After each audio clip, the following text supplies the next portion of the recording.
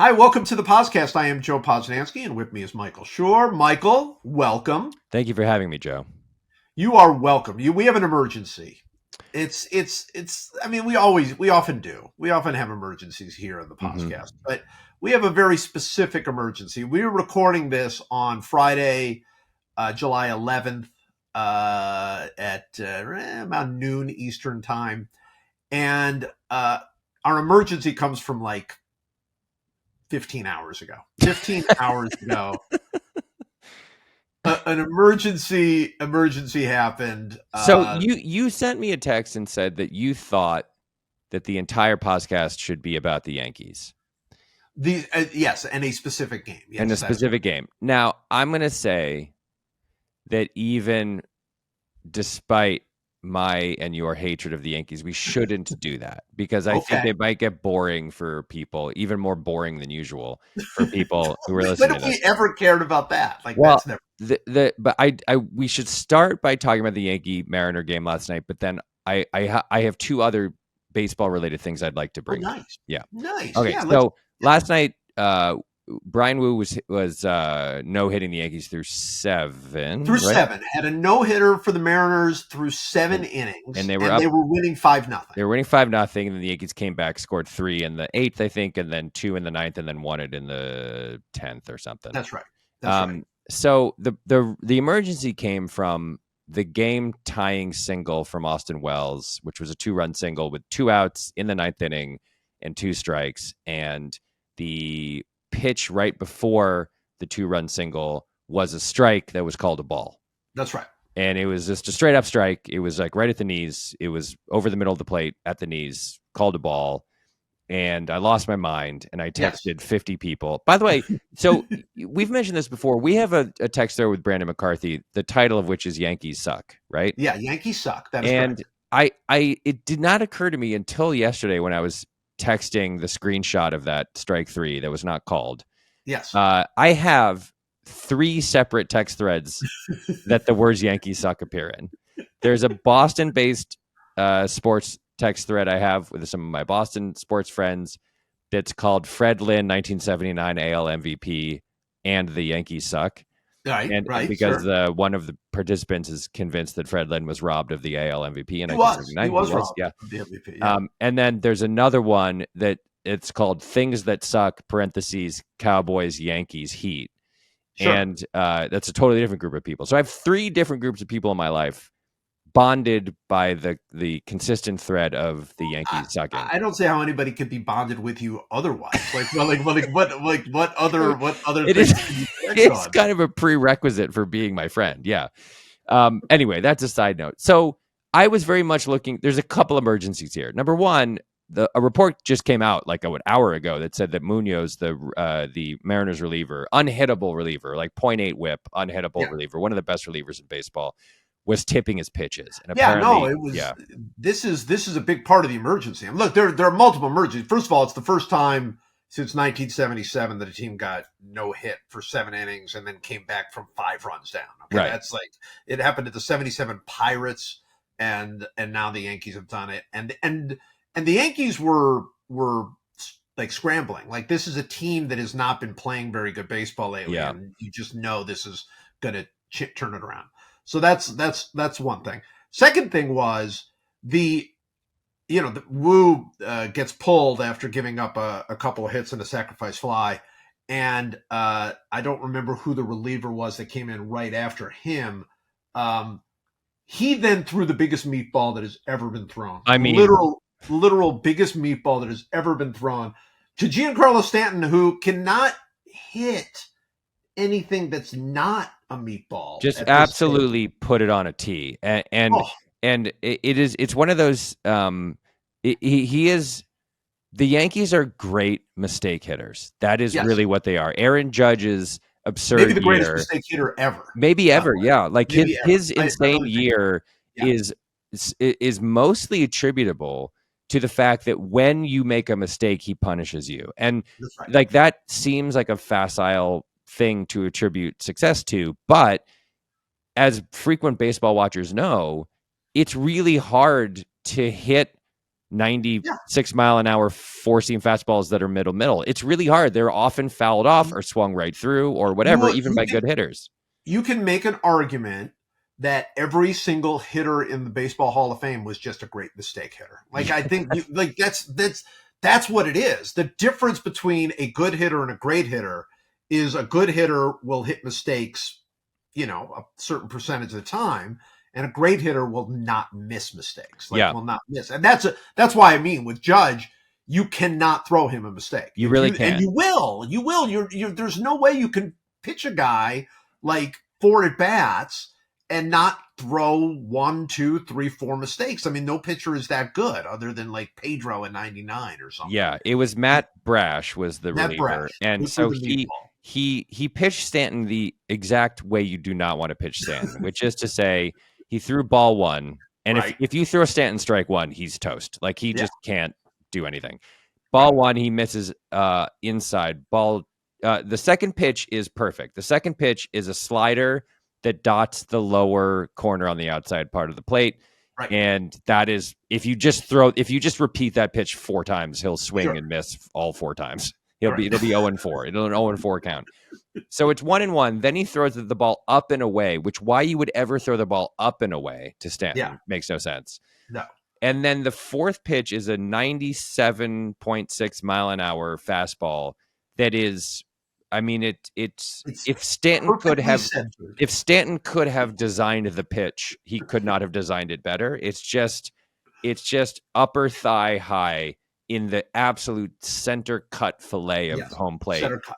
Yeah. And he hit it 415 feet at 111 miles an hour. So I'm not saying that the only reason that the Mariners lost was that this strike 3 pitch was missed. And as many people on Blue Sky pointed out to me, the first strike on a 2-0 pitch to Wells was a called strike, and the ball was 2 inches or 3 inches inside. So, and in fact, when the ump scorecard came out today, it actually had a third of a run being given overall to the Mariners. Yes, which was a huge disappointment. And by the way, I know that the way they're calculating these things is not just the result of then what happened later in the at bat, but how is when you're calculating how many additional runs were gained by a team based on the calls? To me, if it's the bottom of the ninth, there's 2 strikes and 2 outs, and there's 2 runners on, and you miss strike 3, and then the next pitch is a 2-run single. To me, that's 2 runs got to be given to the team. Yeah, but how many runs taken away for the first ball be like a strike? I understand, but it can't be 2 whole runs. The answer is not 2 runs, right? It's not 2 runs difference between 3-0. If you look at it, then he would have had the same count if the things had been reversed. But let's get back to the other part of this emergency, which is the sign stealing, the or sign tipping, pitch tipping, pitches. Because Cal Raleigh, right after the game, said not only was he tipping pitches, it was obvious, like that the Yankees were not even like pretending to, like they were guys who on base were making huge signals to each other about what pitch was coming. So how do you, if you know that they're picking that up, how do you not fix it? I don't understand. He said it was very interesting, because I agree that there's only so much you can do. You can't visit the mound, right? Right. So so there's only so much you can do. And I think you just kind of trust that you're going to get away with it or whatever. I mean, it's kind of, I don't know exactly what it is. And I also, by the way, the Mariners manager said they were not tipping. He was not tipping pitches. So, I mean, there's some back and forth about the whole thing. But here's my question for you. It's sort of a philosophical question. I know that's different than somebody being out in the dugout and watching it on a camera and then using garbage cans to steal it. But it's only different by a matter of degree, right? Like, I mean, it's like that's cheating on a different level for sure. But you're allowed to steal signs and motion to each other as long as you do it like on the field. That's so weird. I know it's weird, but I also get it. I think it's right. I think it's on the field of there's a difference between something on the field of play amongst participants in the game, right, and something that is being relayed by people who are not on the field of play Right. through an elaborate system of cameras and spy 100%. glasses and trash can lids and whatever. Okay, but then you ask this question: what if you have somebody on the bench, a bench coach, who's some sort of savant at like seeing if the pitcher's tipping, and he signals to the batter. He's not on the field, but he's doing Right. it live. He's not using any other tools. Is that cheating? I don't know, man. I mean, it's such a fuzzy line. It's a really That's what I'm fuzzy saying. line.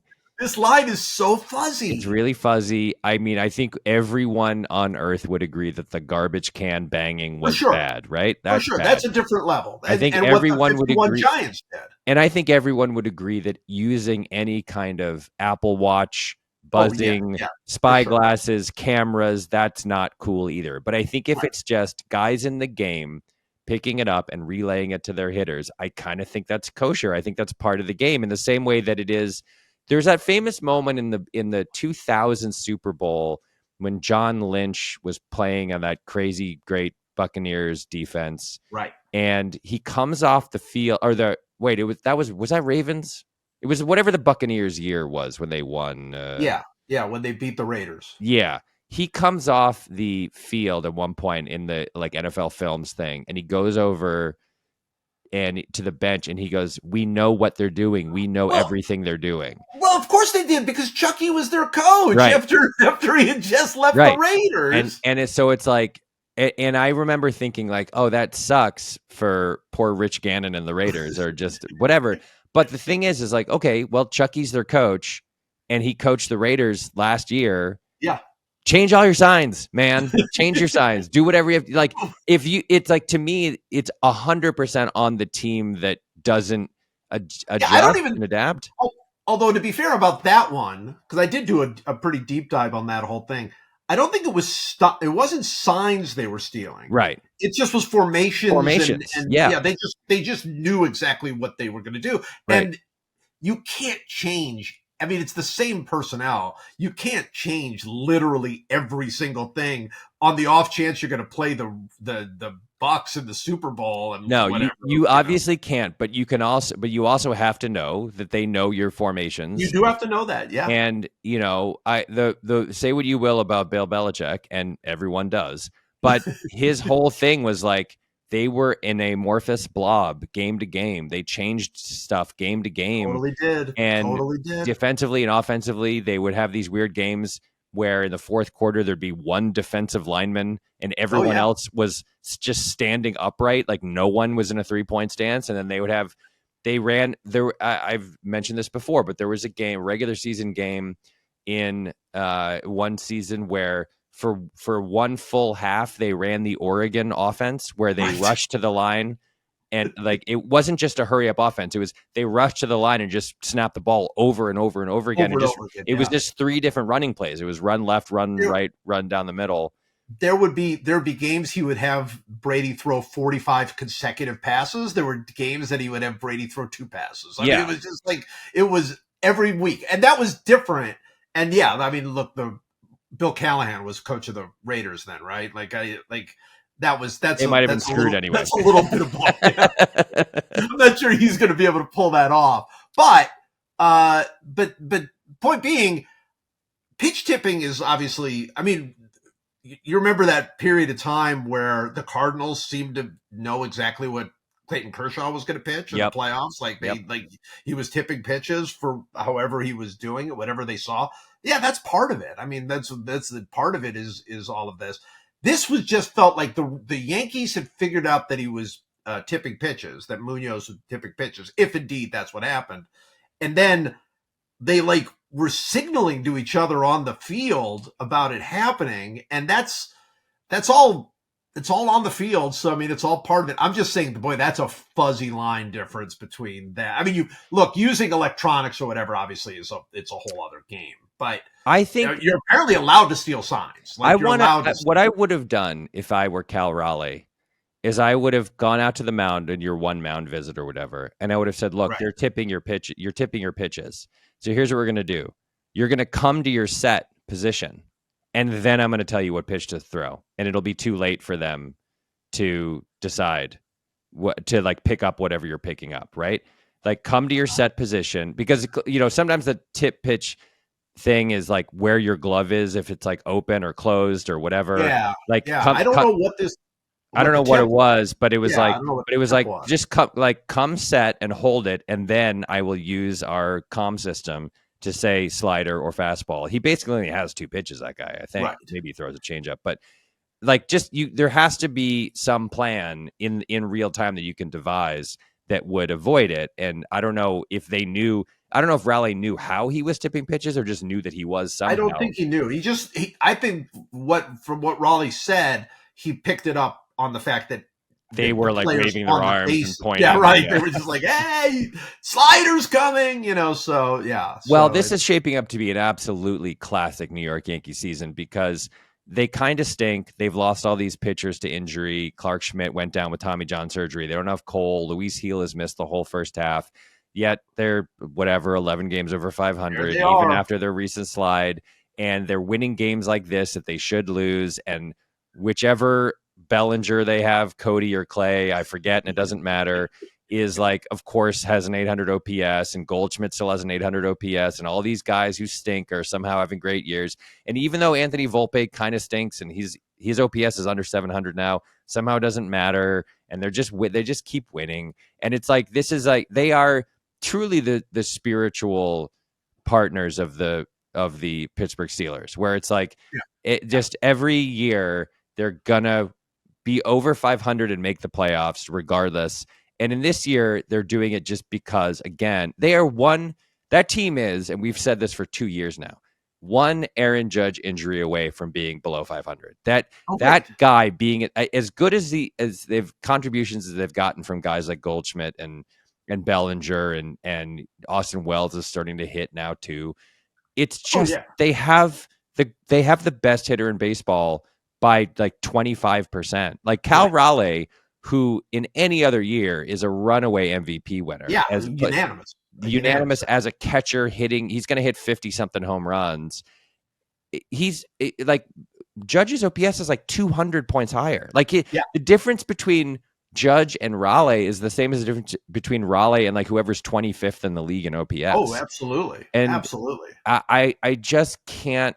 It's so crazy. Like he's 33. He's so huge. He had that one year where he hit the wall and it hurt his toe and missed like 50 games. And a very natural assumption was like, oh yeah, that's just gonna happen every year. Like there's gonna be a thing where he Something, crashes right? into a wall or dives for a fly ball and like bangs up his shoulder and just is gone for 45 games, and where they go 18 and 27 and miss the playoffs. And as long as that doesn't happen, as long as that guy's in the lineup, they're just they're gonna be there in October, and it's And infuriating. it is. He is so good, and he is. But I will tell you, and I wore this shirt very specifically to make this point. He's I wearing am a Cubs wearing shirt. If you're not watching this, he's wearing it a is a Cubs yes. shirt. If you're not watching, which I mean, I hope you're not watching. I am wearing a Cub shirt, but it's not just any Cub shirt. It is a Seiya Suzuki shirt with Seiya Suzuki's name in Japanese on the back, Excellent. and which is very delightful. And at this moment, as we are recording this, Seiya Suzuki has one fewer RBI than Aaron Judge. Like, is this the weirdest thing ever? No, look, that guy's been good for a long time. He A has. and B, the team has now truly clicked. Like the Cubs Yes. clicked. The entire lineup clicked into place. And it obviously a lot of that is PCA and him like taking this enormous leap that I think hitting better than I think anyone could have possibly imagined, Right. in addition to being the best defensive center fielder in baseball. Oh yeah. And And they're base. 100% legitimate World Series champion Oh, no possibility this year question. for them. No question. Because the thing that's crazy, and the reason that the Seiya Suzuki thing is so odd is even people who are talking about the Cubs, nobody's talking about Nobody's Seiya talking Suzuki. about him. Yeah. Right. Yeah. Because PCA is so good. But also, Kyle Tucker just goes and puts up his 900 OPS season. Why It did just more does. people not want Kyle Tucker? I don't understand this. Like Kyle Tucker has been like one of the best right fielders in baseball, one of the best outfielders in baseball for a long time now. Yeah. And it Yeah. didn't no, it's like I think this is my theory. We may have talked about this before.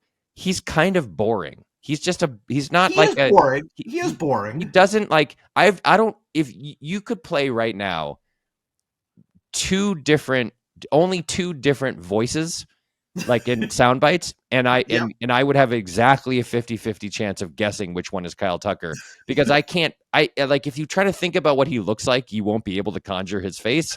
If you try to imagine what he sounds like, you'll have no idea. I don't Yeah. think I've ever heard him talk and I watch a lot of baseball. Yeah. And yet if you look at his numbers just every year, he's like 34 home runs and 110 And 30 RBI and stolen bases. And I mean, like, 900 OPS. Like yeah, he's just like he's like a superstar. And all of the like the Devers trade obviously dominated the last couple weeks of discourse in baseball, and I have a lot of thoughts about it, which I won't express here because I'm sick of talking about them. But yes. Devers has maybe once in his career had as good a season as Kyle Tucker has routinely every year Yeah. and year Yeah. in year out. Like Kyle Tucker is a superstar. He's an absolute superstar. And I was shocked when I mean the Cubs gave him a lot of money, but I was shocked that more teams that what you should have heard was that there are 8 teams bidding for that guy's Well, services, there is talk now that the Dodgers are going to jump in on him next year and Yeah. try to give him like some. But I mean, he's boring. I think as a person, Yeah. he's not a boring player. Like No. he's not like he's a very exciting player. He's a great base stealer. He's stolen 22 bases this year, been caught one time. That's He's a, crazy. he's crazy, and 17 stolen base. I mean, 17 home runs and doubles and triples, and I think he's a good outfielder. I mean, he's just really really good. I Yeah, he's like I'm shocked that that more teams didn't make a play for him. And who knows, maybe they did, and the Cubs just outbid him. But I I just think the Cubs outbid him. I mean, it was he's as close as it comes to a sure thing in baseball, really. Like I it's, know I he mean, has been hurt a couple times, but also yeah. everyone's been hurt a couple times. And I don't know. I just, he played in that stadium and with a pretty short right center field. Maybe people didn't believe in his power or something. I don't know what Oh, the deal it's was, but legit. I heard somebody the other day say about him that he's modern day Al Kaline, and I thought, boy, that's oh pretty yeah, good. That's pretty good. Just like good every year, just always good, always, he's like a rich man's JD Drew is the way I think of him. Like JD much Drew, richer, much richer than much JD richer, Drew. but JD Drew was like, no, you never heard him talk. He was Right. very boring as a player, but he like had just a consistency to him. He just Yeah, like for he sure. had every at bat was a good at bat. He drove the ball hard to the outfield. He hit gaps. He played a good right field. Like But I would argue even JD Drew though, because JD Drew had all the controversy about not signing out of college and yeah, going back and doing this, and he was a Boris guy, and you know, and plus JD Drew had like a little bit of a sort of a reputation as like somebody who didn't love he the like game didn't as hang out with the right, players and right. whatever. Yeah. He maybe loved playing, but he didn't love the whole thing. I've not heard any of that about Kyle Tucker. I mean, No, Kyle Tucker is just like, in fact, I've heard nothing that's about Kyle. about. I was about to say that's because you haven't heard anything about Kyle Tucker. No one has ever written a word about Kyle Tucker. I will bet you anything that the majority of the people who covered the Astros and the Cubs have never spoken to Kyle Tucker, heard Kyle Tucker talk, written about Kyle Tucker. They're I constantly forgetting that Kyle Tucker exists. I actually think that I saw a story the other day from one of those Houston reporters saying that he had just noticed Kyle Tucker was no longer on the team. Well, so yeah, right. Someone wrote an article in the Houston Chronicle that was like, "Where's Kyle Tucker? Where's He's Kyle like Tucker? this team needs him, and he's nowhere to be found. He's hiding some phantom injury. He needs to be playing for the Astros starting tomorrow to justify his contract."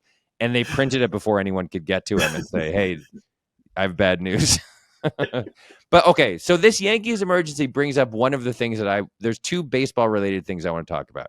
Yes, The let's way do it. the way the game ended was Mariners first and third. Aaron Judge hit a medium depth fly ball to center field. Yep. Julio caught the ball and threw the ball home, and the ball beat the runner by like 21 feet.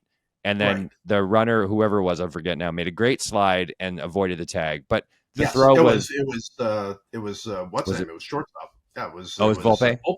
Yeah. But Julio made a great throw, and Yes. the reason that this is of interest to me is because there right now, if you look at the WAR leaders in baseball, Yeah. um, there are several that you would not guess are among the leaders in WAR. You obviously have your Aaron Judges and you have your slugger types, but what you also have, and we've been really hard as a fan base, a baseball fan base. We've been very hard on Julio Rodriguez over the Sure. last 3 years.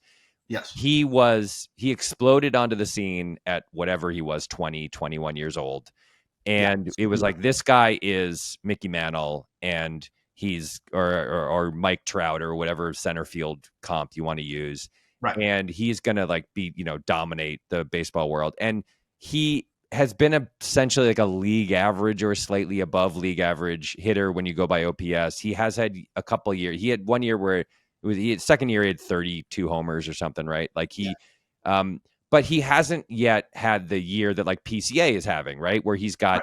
35 home runs or whatever, 30 home runs at the All-Star break and whatever. But he's an incredibly valuable player. Sure. He is worth a lot of wins to his team. And in part, that's because of his defense. And a large part, that's because of his defense. Yes. Cedane Rafaela of the Red Sox, who has been on an absolute heater recently with his bat. He's still a work in progress at the plate. He swings at insane pitches. He swung at a pitch the other day that the pitch FX data could barely register on the little box that you look at, because it was so far outside. And so he's work in progress. But recently, the last couple weeks, he's been tearing the cover off the ball. And his defense is so good in center field. I think he's 14 or 15 outs above average at this point, that he is like top 6 in WAR in the American League. Yeah. And Absolutely. so my question for you basically is like, how much do you trust this in terms of evaluating players? And also, are we emerging into a sort of golden age of that harkens back to an earlier age in which we're saying, hey, it's not just about hitting anymore. And Yeah. last year on the Red Sox, Jarren Duran was worth almost 9 wins in a year in which his OPS, I think, was 834. Right. He had like 48 doubles and like 17 triples, and I don't know how many homers, 18 or 20 homers.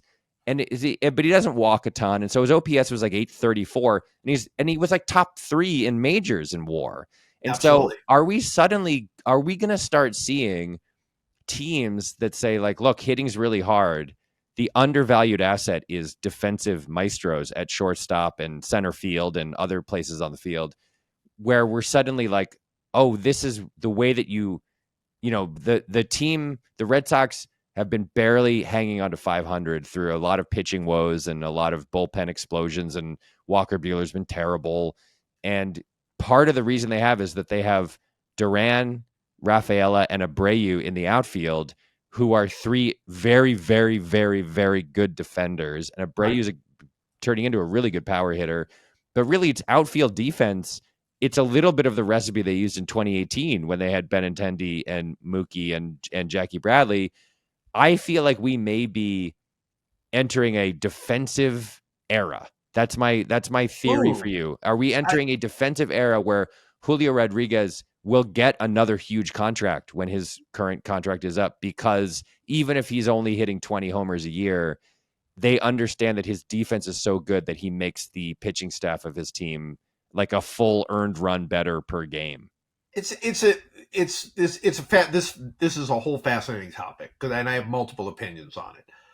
The first opinion is it's very difficult for this to become the defensive era that you're talking about with so many strikeouts. Right.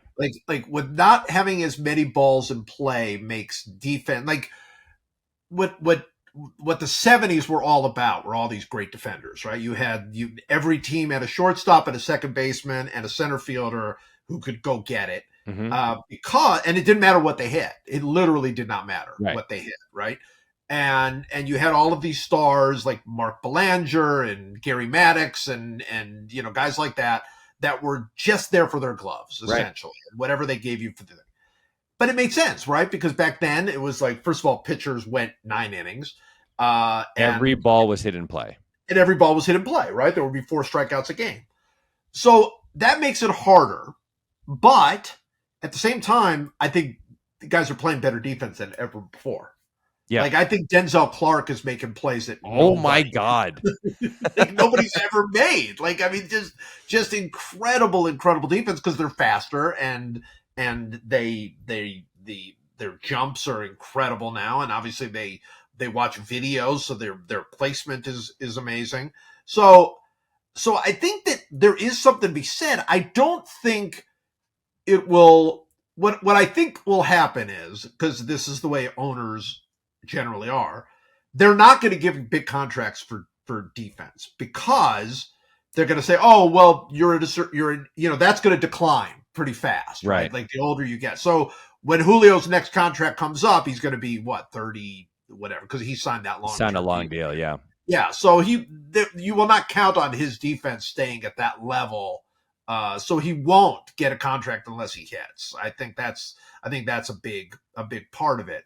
But it is fascinating that when you look at like it doesn't you look I mean, and we both got the same text from Brandon McCarthy sort of saying, isn't Julio having a terrible year? Like I mean, you look at his numbers, he's a 100 OPS, he's not really doing very much at all at the plate, not doing anything interesting at the plate.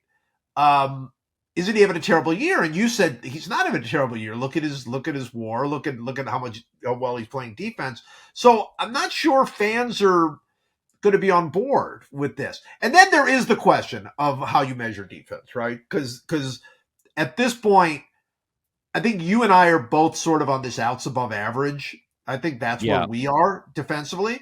But that's not what baseball reference uses, for example. Baseball reference uses more the John Doohan plus minus system where, Right. Which one of them uses range factor, right? Doesn't one of them use range factor? some part of it for older stuff, they use range factor and range factor minus league range factor Right. and all of those sorts of things. So there's multiple ways that people are looking at defense. And I don't know if anybody feels like they've nailed it, right? Yeah. Like I think outs above average because it's so. I mean, it's to the decimal point, right? I mean, it's literally okay. That ball was hit, 150 feet in the air. It stayed in the air for 2.8 seconds. He had to cover 40 Catch feet. probability was 14%, whatever. Right. The PCA had a catch the other day where the catch probability was 0%, which I think means that no ball ever hit at that launch angle at that Had ever speed been caught. had ever been caught, which is Yeah.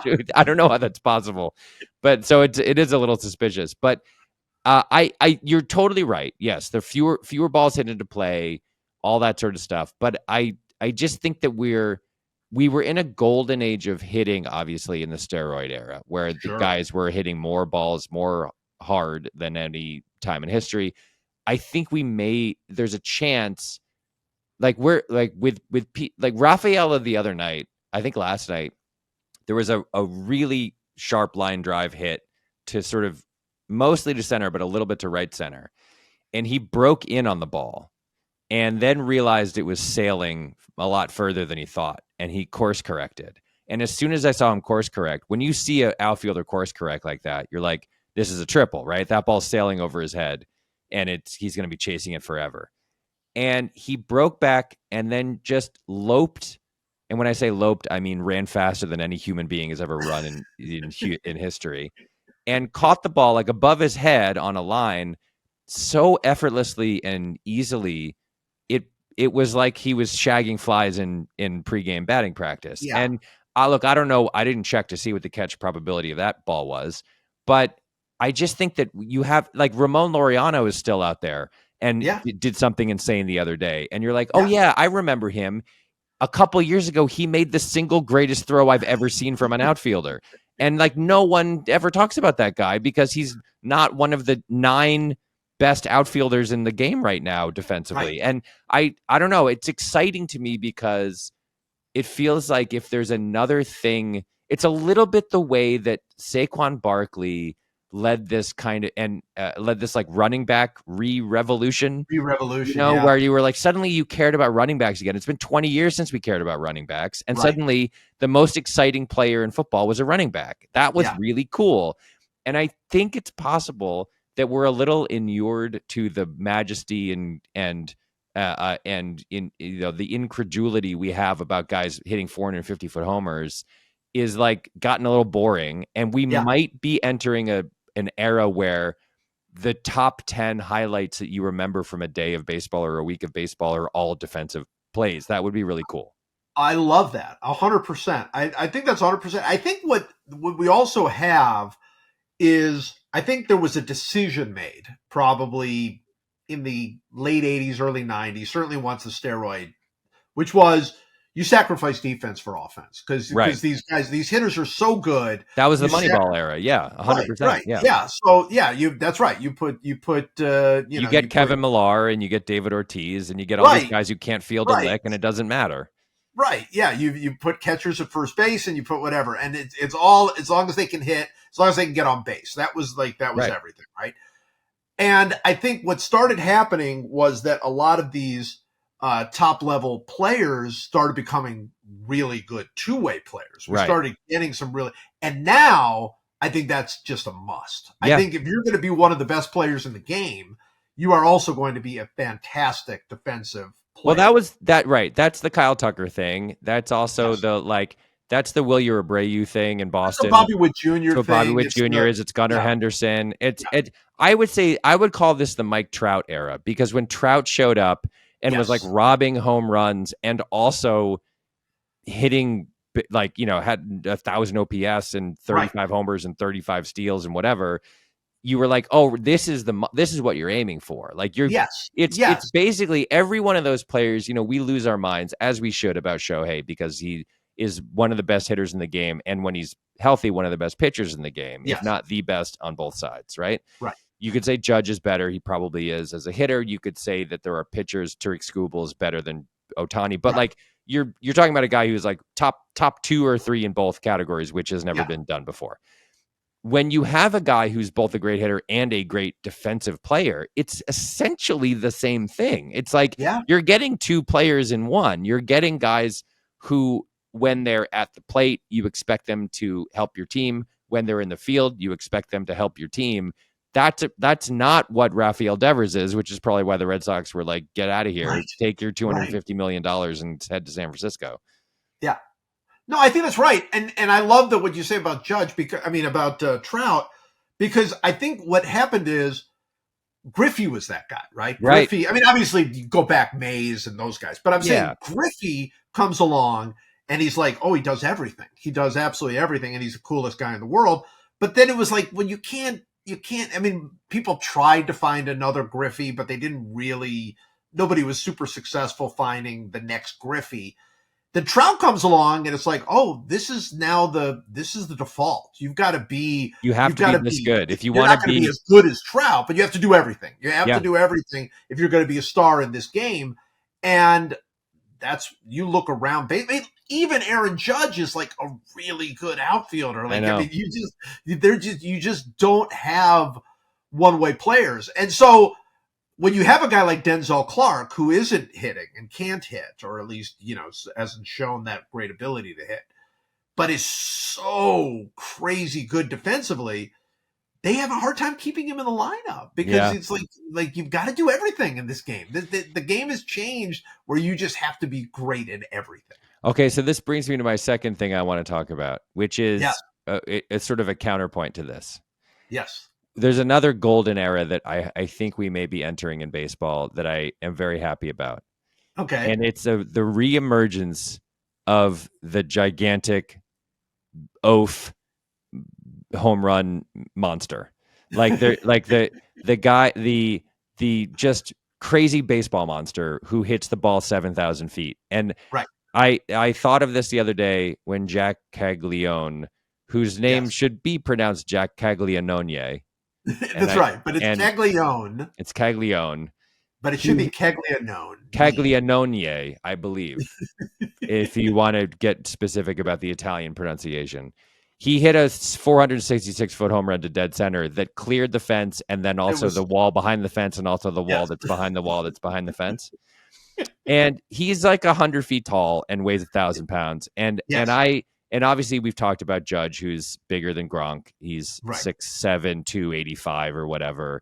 right, And there's also O'Neal Cruz, who's 100 feet tall, and yes, there's Ellie Dela Cruz, who's 100 feet tall.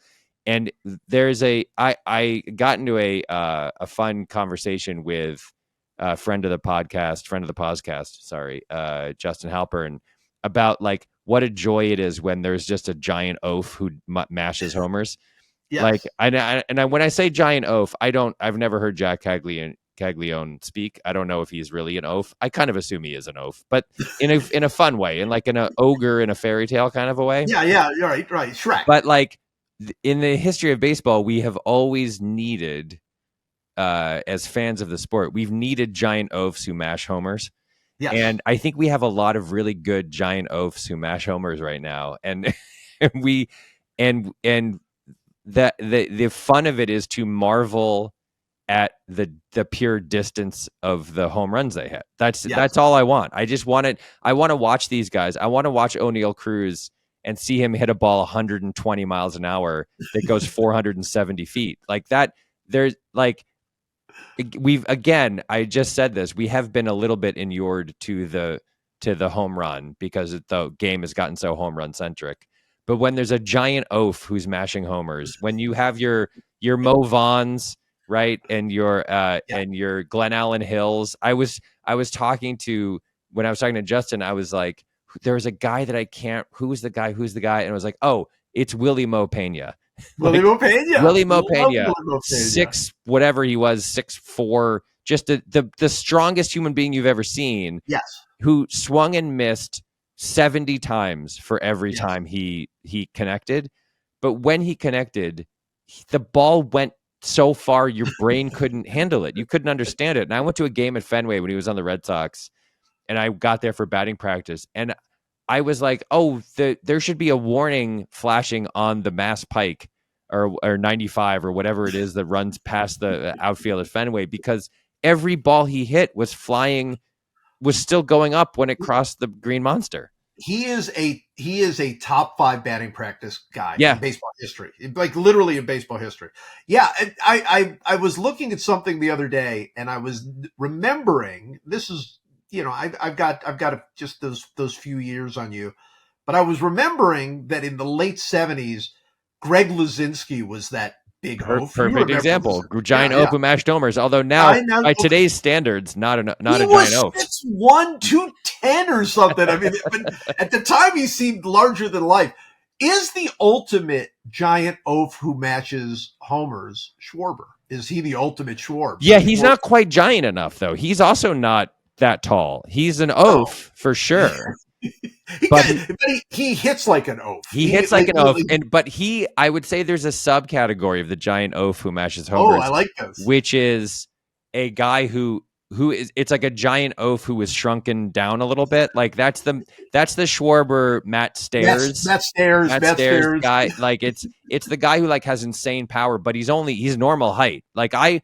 I'm looking for the oafs, the true You fairy want the tale. true oafs. You don't want the shrunken oafs. I don't want, even Schwarber isn't big enough to be a true oaf who mashes homers. Oh, but he is. I think Schwarber is just like I think Schwarber has just so embodies the oaf who hits homers like thing that he brings his own level of joy to I'm it. dying for the Yankees to make a ill-advised trade in this in the run up to the trade deadline and get rid of Spencer Jones, because he is a giant oaf who mashes homers. He's 6'7".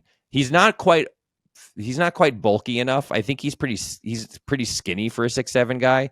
But he is a giant oaf who mashes homers, and I want to root for him, and I want him to be on it. I want him to be on the Brewers or something, because they already have Judge. They don't need another giant oaf who mashes homers on that team. But I want. That's why like O'Neal Cruz also isn't thick enough. He's a pretty rangy dude. And No, but he again he embodies it though, right? Because he well, hits the ball okay. Let me get specific in the way that I'm referring to these people. There's the okay, giant oaf who mashes homers. right. That's Jack Caglione. Yes. Then there's just a category I would call a baseball monster. And Okay. the baseball monster isn't quite as oafish. The baseball monster is a little more athletic, I would say.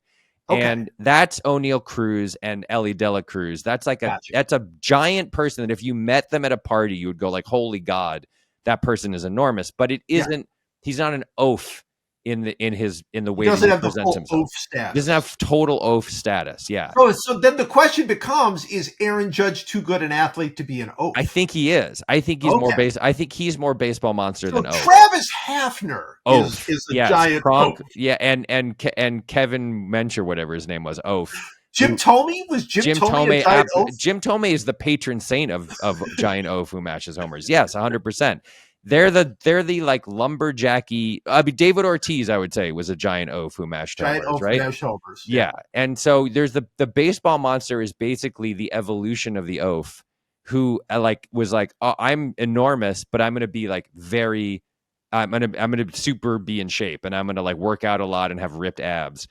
That's also fun. That's O'Neal Cruz, and that's super fun. I'm not taking They're anything the away baseball from the monster. baseball They're monster. fun. Yeah, They're not as fun as the oaf. the oaf is the ultimate baseball person to me. The ultimate baseball personality. The Jim Thome, David Ortiz, Jack Caglione. I mean, I'm sure Jack Caglione is like super ripped too, but he Yeah. has the demeanor of an oaf. Would you say that an oaf is somebody that would show up on your softball team and you'd be like, "Oh, give me a break"? Like, this Yeah, guy, 100%. I mean, look, if Kevin Millar were 4 inches taller and weighed like 40 more pounds, he would have yeah. fit into the right. Oh He's well, obviously Schwarber was taller. Schwarber was He'd taller. He'd totally be yeah. oaf. The Schwarber hangs out with the oafs. He's like their little brother that they pick on because he's only whatever 6'1", He's 248. 5'11". I just looked that up. He's Yeah. actually 5'11". Yeah, that's the problem with Schwarber. Like otherwise, he's an oaf that got hit by the Honey I Shrunk the Kids Ray. But I just Well, love. he needs his own category. Schwarber needs his own category. Well, don't you think? it's Matt whatever Matt Stairs was. What do we want Right. to call them? What do we want to call mini oaf? What's the name for that? What do you call Okay, mini so oaf? there's giant oaf who mashes homers. That's the Giant oaf who mashes homers. And Jim Thome is the Jim Thome is the patron saint. Then there's the patron saint. baseball monster, and I think Ellie De La Who is the Cruz patron or saint of baseball monster? one of those Cruzes is the patron saint currently of the baseball monster. I think Okay. O'Neal Cruz might be the patron saint. Yeah, I think O'Neal Cruz, because O'Neal Cruz, I wrote this the other day, but O'Neal Cruz is not having a very good year. No. Like, you look at the overall, and yet I'd say O'Neal Cruz has done 10 of the most amazing things in baseball. Yeah, he threw a ball 105 miles an hour the other day. So okay, but what do we call? What's the name? There's the oaf. There's the baseball monster, and then what is the 6 foot tall guy who has absurd power and is like beer league softball champ? You know what I mean? It's Matt Stairs. The patron saint is either Matt Stairs or Kyle Schwarber. Probably Kyle Schwarber. Schwarbs. I think they're Schwarbs. I They're just Schwarbs. think those guys are just Schwarbs. That's the taxonomical classification for that guy is a Schwarb. Do you think that Chris Bryant had potential to be an oaf? Too skinny. Too too rangy. athletic? Like he was adjacent to baseball monster, but he never. Also, he hit with a closed stance. Like, come on, Yeah. no, there's no baseball monster hits with a closed stance. Like, I got a good one to like. Where's the line between baseball oaf and baseball monster? Jorge Soler. ooh, Yeah.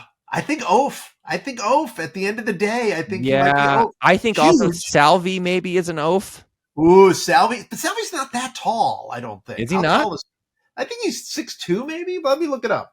There has to be a minimum height requirement. It's got to be like riding a ride at a Soler is 6'4". I think 6'3", 6'4", you're definitely in. Yeah.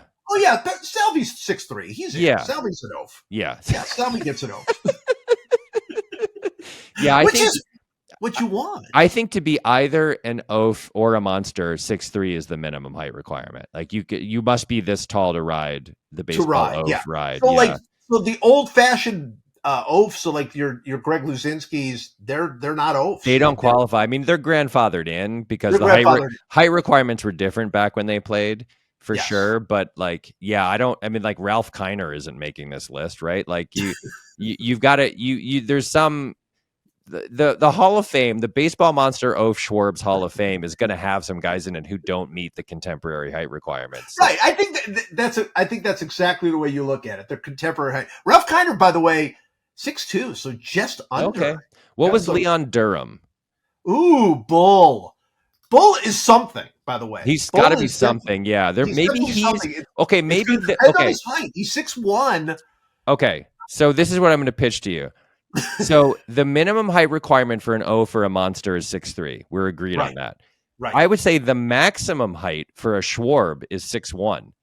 So if you're 6'1" to 6'3", there could be a middle category, which is a bull named after A Leon Bull. Durham, which is thick, barrel-chested, powerful, home run hitting kind of guy. Like Alvin Davis. Would Alvin Davis be Yeah, like yeah. in that And range? how tall was Albert Bell? Is he does he qualify for monster status? Ooh, I think Albert Bell is tall enough to qualify for Oaf even. I think. By the way, this is great, but I think that if you're going to do it, then you have to be less than 6 feet tall to be a Schwarb. To be a Schwarb, okay. Yeah, I think, and then you have basically between 6 feet and 6'2", you have a chance to be a bull. Yeah. All right. How tall was 6'1"? Albert Bell is a bull. Albert Bell is a bull? But that seems to make sense to me. That checks does out. make sense. Yeah. Okay, so a Schwarb has to be under 6 feet tall. So Matt Stairs was definitely under 6 feet tall. Oh yeah, like 5'9". Yeah. Something like that. Who else is a Schwarb then in history? Who's like who are the 5'11"? Wilson, like you go back to the old days, like Hack Wilson and those guys were definitely Schwarbs. You know? I mean, what's then? We need one final category, which is the mini me's. Basically, it's guys who are 5'9" and under, who are still like Dustin Pedroia. What's Pedroia? You know. Well, I mean, that's where Mookie is too. So those guys don't necessarily hit with enough power to be like, they're like Joe Morgans almost. Yeah, you know? I don't know what the word is, but the guys, it's the fun short guys who can hit homers is like a fun category. Guys. Yeah, they're fun size. Fun size. Yeah. Yeah, so Jose Altuve is fun size. Yeah, 100%. Sure. Yeah, and Jose Altuve would have been. I mean, we've talked about this on the podcast, but I'll say it again. It breaks my heart that Jose Altuve will not go down in history as one of the most fun players in baseball history because of the Astros everything scandal. that happened. Yeah, because he had everything to be one of the most fun players in baseball history.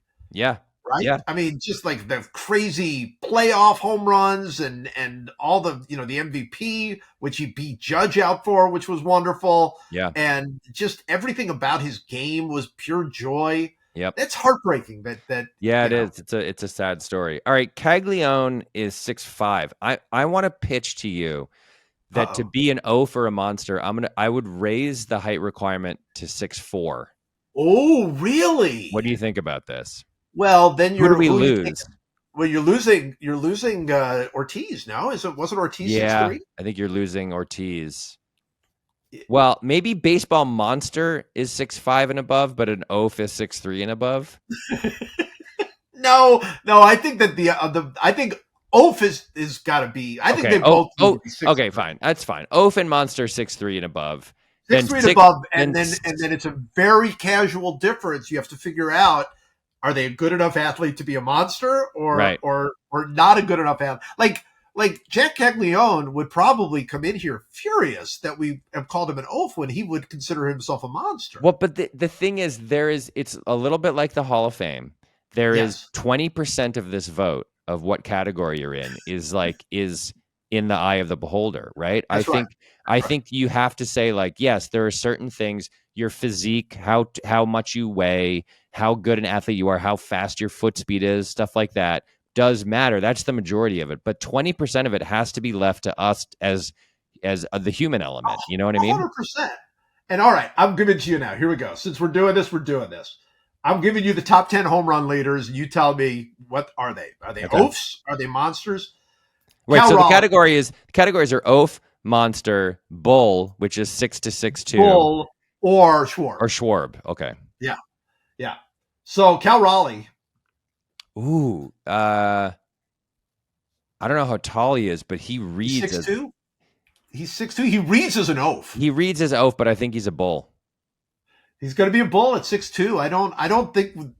Look, I think there will be people that will look at it. Does he get oafish points for the size of his butt and his nickname? He does. He might. Does. That's what I'm saying. There will. Look, we're willing to break the rules for somebody if we feel like, hey, they're 6'2", but they're an oaf. They get into oaf status. I don't think Cal Raleigh gets there, though. I think he's going to be a bull. I think he's a bull. I think he's a Leon Durham type. Aaron Judge is a monster. Monster, right? Baseball monster. Prototypical Ohtani baseball monster. Obviously a monster. Ohtani is, to me, is scarier baseball monster than Judge even. Like, I think that the most terrifying thing I have ever personally witnessed is Ohtani's placid face at the plate with his bat raised high in the air. I know. Just staring so calmly at the pitcher. If I were a pitcher, I would absolutely 100% poop in my pants if I had to face him. No. Scariest thing in baseball. You and I have talked about this, and I always love this argument. Who was more intimidating, Gary Sheffield with the crazy bat waving, or Jeff Bagwell just standing there just like glaring at you with no? And it's the same thing between Judge. Although Judge is pretty placid at the plate. He is. I think he's... I think that there's nothing scarier in sports than Ohtani at the plate. I agree. All right, here we go. Eugenio Suarez. He's a Schwarbs, man. He's a Schwarb. Yeah. He's a Schwarbs. 5'11". He's a Schwarbs. Yeah. Obviously, Kyle Schwarber's a Schwarb. Yep. Boy, how about Pete Crow Armstrong being on this list? Well, this is what I'm talking about. There's got to be another category for non... Like, I don't know how tall he is, but he's like 6 foot tall. But he's not a bull. He's not a bull. No, there's a fifth category that we have not named yet, which is like it's a rangy, like athletic, normal sized guy. Yeah, it's like an Eric Davis type. Yes. Yeah. Which is honestly what Mookie is. Mookie's an Eric Davis type. That's 100% right. Okay, so we'll right now we'll call him an ED, and we'll just sort of figure out what that's I don't think we want to use ED. Well, just for Eric Davis. I realize where that could go. What is Seiya Suzuki? He's whatever that category is. Yeah, same category. Yeah, I think that's right. James Wood. Baseball monster. James Wood is baseball monster. 6'7". Yeah. Like classic baseball monster. Classic baseball monster, yep. Junior Caminero. He might be an oaf. Is he an oaf? He's a big dude. 6'1". I know. Oh, okay. So he's a bull. He's a bull, which I'll accept. I mean, he has the demeanor of an oaf to me. He does. He really does. Yeah. Maybe that's because he's hit it like 1 million double plays already this year. he has a chance to break Jim Rice's record. I know. Will there be a tear shed if that Rice record goes down? I love that Jim Rice has that record because it's the perfect thing. It's a guy with no foot speed who hits the ball incredibly hard. Yes. How many? Well, he had 36 double plays in 84, 85. He had back-to-back. He had 35 one year, 36 the other year. Yeah. Okay, in those 2 years, how many of those were close? Oh, none of them. None of them. None. No. He also was not super well known for like hustling out, busting it down the line. Yeah. All right. What about Riley Green? He's the Eric Davis category, I think. Yeah, I think so. He's 6'2". I actually thought there'd be a little more there. Oh, here we go. I got a couple good ones for you. I got an oaf. I think I've got an oaf for you. What do you got? Pete Alonso. Oh, 100% an oaf. Yeah. Giant oaf who mashes homers. Yes. I don't know. We would lose him. He's 6'3". We would lose him if 6'3" is the right cutoff because it should be whatever Alonso's height is the minimum requirement. Yeah. Yeah. What is Rafael Devers? He should be a Schwarb. I don't know how tall he is. He's 6 foot tall. Okay. So he's at the high end of the Schwarb category. Or he's at or he's a bull. A mini bull is good for him. I'm fine with that. Yeah. Are you okay with Juan Soto being a bull? No. He's an Eric Davis type to me. He's an Eric Davis type. He's too like athletic and rangy and like ripply muscled. You know. Okay, here's a good one for you because I was surprised to find how tall he is because I know nothing about him at all. Kyle Tucker is 6'4". He's tall. Yeah. Yeah, he's tall. but he's super thin. Does I he get know baseball monster? he's technically a baseball monster. I know this is a controversial one. He's technically a baseball monster. He just doesn't give off baseball monster vibes at all. No, not even a We little might bit. need yet another category for a guy who's a 6'3" or over, but isn't at all oafish. You know what I mean? Like And I think you could look. You could just say he's a baseball monster. yeah. I mean, look, categorically, based on science, based on the scientific evaluation, he's a baseball Right. monster. Yes, that's It's a true. baseball monster. Yeah, Yeah, I think that works. yeah. All right, let's see if there's any other interesting ones to look at here. Let me look at the American League home runs. Here is a good one for you. What is Spencer Torkelson? See, that's that category. That's that this is the like baseball monster, but not he's not an oaf and he's not a monster. He's Oh, something he's else. 6'1". Is he a bull? Is he just? I Can you guess just he's a not put him in bull. the Yeah. bull? Like look, the Leon Durham taxonomical category is a little bit of a catch-all, right? We're basically saying you're like a power hitter who's between 6 feet and 6'2", which covers a lot of ground. There's a lot of different types of guys with different body shapes and different sort of demeanors that are going to fall into that category. You know, he doesn't remind me of Leon Durham, but he's also not big enough to be a monster or an oaf. No. And Yeah. he's too big to be a Schwarb. So it's just, I think, look, it's possible that some guys just don't fall into any of these categories. They're just not. They're just not. They don't Yeah. fall into the category. It's They're just bracket N/A and bracket, you know, they just don't fit. We're just going to have to live with that. I think we will. I think we will have to live with that. Yeah. So I think this is good. We've started this very, very important sort of. I'd say it's a new area of study. We're in breaking baseball. new scientific ground here for sure. Yeah, we're breaking new scientific ground. So we'll keep this going. I think that's going to be good. But I think now it's time for one last meaningless thing to end this meaningless thing. And I'm going to start because I'm going to feed off of something you talked about, I believe, in the last podcast, which begins with a question. And the question is, do you have $4 in your pocket? Let me see. 1, 2, 3, 4. $4. There you go. Yes. A few days after that happened, our youngest daughter, Katie, came in and she had like 320s that she had gotten, I think, as reimbursement. She had bought somebody food and she had gotten cash as reimbursement. And she was utterly mortified by this awful paper. And she literally begged either me or her mom to Venmo her $60 in exchange for the cash. To get rid of the cash, yeah. Get rid of the cash. She wanted us to buy money. That's literally what she said. Can you buy this money? I need you to buy this money. Yep. That's where we are. That's where we are in society. And I'm okay with it because I'm fine with it too. I mean, again, I've had the same $4 in my pocket for now, whatever it is. It's been 2 weeks at least, right? 2 or 3 weeks. Oh no, you said months. Oh really? Yeah, I think it was that last time you said it was months. I've still got it, and I don't know where I'm going to spend it. But every single day I put it in my pocket. My one last meaningless thing is that, so, you know, as you get older, sleep becomes harder for a number of reasons. And I'm much more sensitive to light now. Like a little sliver of light breaks through the shade in the morning and I wake up and it's 5:23 in the morning and I'm awake. So I started sleeping with a sleep mask and that's helping. Oh, wow. But a friend of mine was like, you got to try these earplugs that I got. They're amazing. They're a great earplug. And she got me a set of them. And I haven't used them yet because also, you know, the slightest noise will also wake you up when you're old. Right. We are. Right. So these are just earplugs? That's all they are? Specifically a kind of earplug meant for sleeping.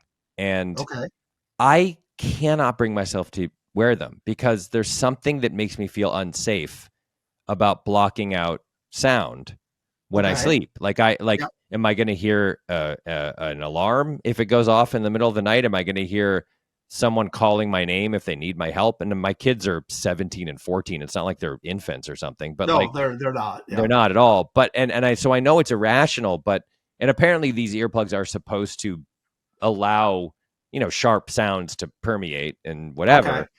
But I just can't, I don't know, I can't bring myself to use them. I just feel a little bit too removed from my environment. It's some very, very, very deep seated, like evolutionary trait makes me not want to plug my ears when I sleep. Yeah. Is this familiar to you at all? I could not wear earplugs when I sleep. But I also am surprised that you were able to slide so easily into the mask, Well, into the sleep mask. I've used eye masks before, like if you're taking a red eye flight or something, I've and never you used one in my life. really. I've never, I don't like, I get it, but I also don't, I'm also weird in that, like, I need, if I'm in like sleeping in a hotel, I need the curtains cracked a little bit. Oh, I really? hate, I hate waking up in a completely dark Oh room. my God, I I love don't it. like, It's my yeah. favorite thing in the world. Like Yeah, no, I can't because I feel sleep. like, what time is it? I don't like not knowing what time it is, or at least having a general sense of it. I literally can't sleep unless it's pitch black. Like the Wow, slightest amount of light. really? Yeah, like we have a an iPad next to I that is in a stand next to my bed, and I have Right. to click it off because even the ambient glow of the iPad will keep me awake. Really? So Yeah, you need complete darkness. complete I guess darkness. that maybe that's more normal than what I do. I just, I want there to be at least, I don't want a lot of light, but just a tiny bit of light. So I've never worn the mask, but I actually feel like I carry that over. Like, I have obviously noise canceling headphones that I wear, like especially on planes or whatever. Um, but I don't like that feeling either.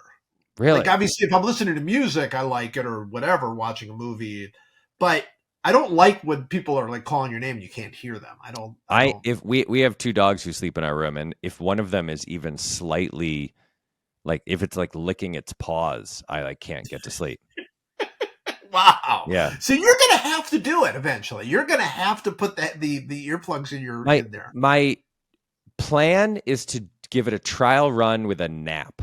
I'm gonna take a nap on like a Oh, a Sunday nap with the afternoon earplugs. and Yeah.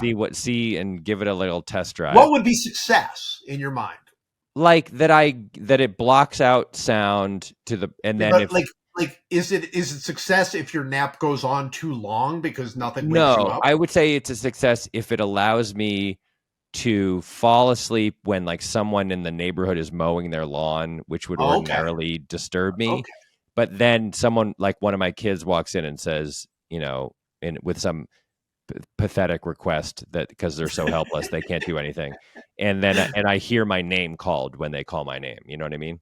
What percentage of the time at this age is what your kids ask you that wakes you up worthwhile? It was actually worth waking you up for. Well, they're now old enough where they don't do that anymore. But Yeah. in the old days, when they were in, 8 or 9 or something, Yeah. the answer is 0%. 0%, right? Yeah, It's 0%. It's like, I can't find the cheese in the fridge or something, yeah, right? It's exactly.